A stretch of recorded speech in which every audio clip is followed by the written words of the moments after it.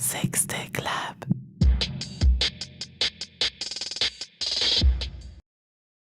Stéphane Desaulnois, j'ai créé le site Le Tag Parfait en 2010, qui est un site qui traite du porno comme par un biais culturel et sociologique.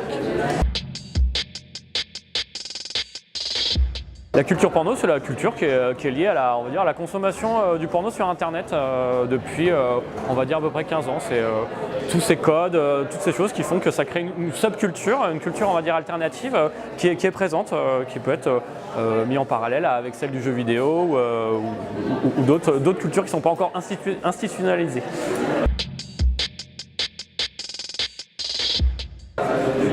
Depuis 7 ans, je ne suis pas sûr que les choses ont vraiment changé.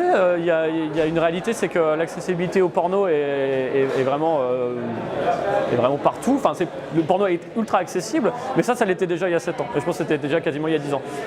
La différence que je vois, c'est qu'on le traite de manière un peu plus sérieuse. On voit que c'est une réalité et on prend peut-être le porno un peu plus au sérieux, en tout cas dans sa manière de le consommer.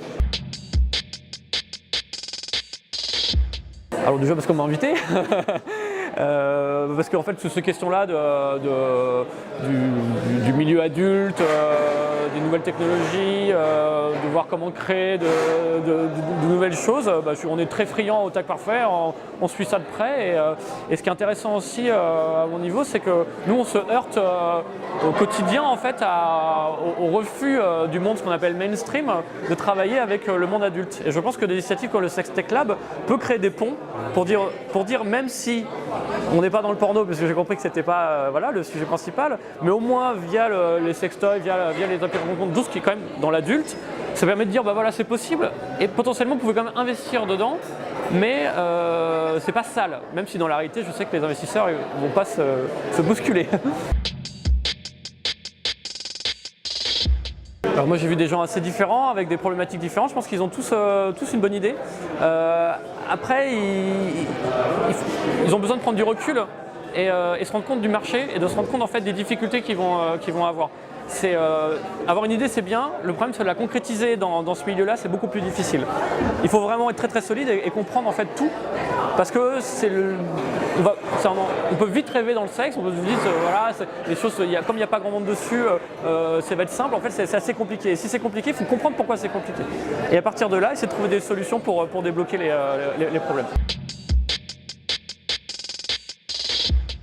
Tout ce qui est fait autour du sexe est tout à fait légal, donc c'est pas ça.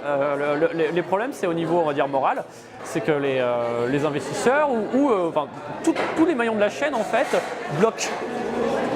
Pris indépendamment, ces gens sont d'accord avec tous ces projets. À un moment, il y a toujours quelqu'un en haut qui va dire non, on n'y va pas parce qu'on n'a pas le droit d'aller sur des questions de sexe. Pour une raison qui est purement morale et je pense que ce qui est intéressant c'est les mettre devant le fait accompli. Regardez, ça existe, il y a une demande, il y a des clients, il y a des gens qui sont là pour voir ça. C'est pas le sextoy, c'est un énorme marché, la rencontre c'est un énorme marché, le porno c'est un énorme marché. Pourquoi vous bloquez? À un moment il faut que quelqu'un se dise on y va et on l'assume.